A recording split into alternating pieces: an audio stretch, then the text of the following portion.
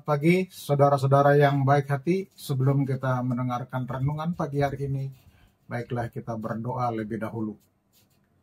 Terima kasih ya Tuhan untuk semua kebaikan Tuhan dan napas kehidupan baru yang Tuhan berikan kepada kami pada pagi hari ini. Dan kami rindu sebelum kami beraktivitas mau mendengarkan firman-Mu. Untuk itu berkatilah acara kami pagi hari ini, berkati hamba-Mu, berkati seluruh jemaat Tuhan yang mendengarkannya, yang mengikuti acara tersebut, biar semua kami mendapat berkat daripada pertemuan pagi hari ini. Terima kasih Tuhan, terima kasih, terpujilah Engkau Tuhan kekal sampai selama-lamanya. Amin. Saudara-saudara, nats untuk kita pada pagi hari ini, hari Kamis, tanggal 22 Agustus 2024, natsnya diambil dari Yeremia 24 ayat 7.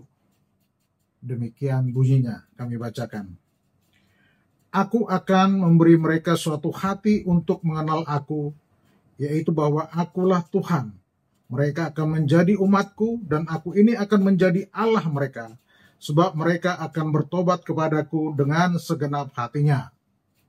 Dalam bahasa Batak dikatakan demikian, Jalalehonoku tu nasida rohana tu mandaahu, namar hatu tuhon ahu Jehovah.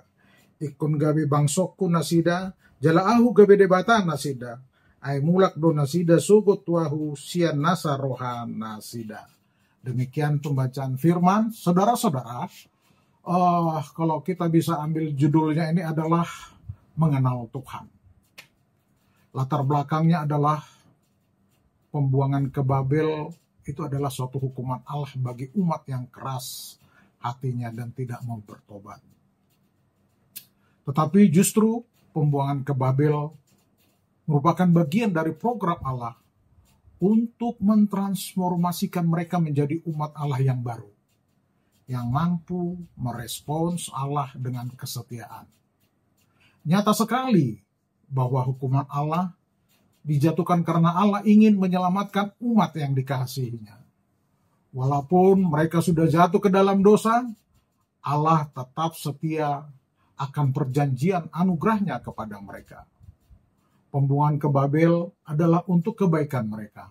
Oleh karena itu, hanya mereka yang mau tunduk dan menyerah pada Babel akan mengalami kebaikan Allah tersebut. Kita diciptakan tentu untuk kemuliaan Allah, melalui pengenalan Allah dalam keintiman yang kudus. Maka terpenting bagi orang Kristen selama berada dalam dunia ini ialah bertumbuh dalam pengenalan akan Allah. Berarti menjadi seorang Kristen berarti menjalani hidup dalam hubungan yang begitu dekat dan intim dengan Allah, Sang Pencipta langit dan bumi melalui Yesus Kristus. Seorang yang sungguh-sungguh mengenal Allah tentu bertumbuh dalam keintimannya dengan Tuhan. Hidupnya akan ditandai dengan integritasnya, kekudusannya, hikmat dan kapasitas yang berkembang untuk menghasilkan buah-buah kebenaran dalam hidupnya. Pengenalan akan Allah merupakan hak istimewa kita yang terbesar sebagai orang Kristen. Yeremia mengingatkan bahwa kebanggaan dalam hidup kita seharusnya bukan pada kepandaian, kekuatan, kekayaan, tapi karena kita memahami dan mengenal Allah yang telah menunjukkan kasih setianya, keadilannya, dan kebenarannya. Gereja, persekutuan doa, dan lembaga-lembaga Kristen sering sekali menghabiskan waktu dengan program-program untuk menyenangkan banyak orang atau dianggap memenuhi selera pasar, tetapi mengabaikan kebutuhan utama dalam hidup manusia, yaitu pengenalan akan Allah secara benar. Seharusnya pengenalan akan Allah dan keintimannya menjadi tujuan utama semua pelayanan Kristen. Karena itulah Yesus telah mati di atas kayu salib. Dalam nats hari ini, Yeremia menyinggung beberapa kali kebutuhan untuk mengenal Tuhan. Sering sekali ia menghubungkan antara tingkah laku kita dan dengan pengenalan akan Tuhan. Jika kita benar-benar mengenal Tuhan, hal ini akan tercermin dalam hidup kita, pilihan kita, sikap kita, tingkah laku, dan tindakan kita.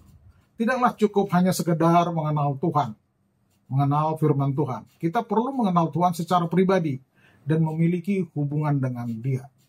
Bisa saja kita adalah seorang pengajar tentang Alkitab atau guru agama, atau kita mengenal banyak tentang firman-Nya. Namun kalau kita tidak memiliki hubungan dengan Tuhan dan tidak mengenal Dia, kita juga akan menghasilkan dosa dan kejahatan.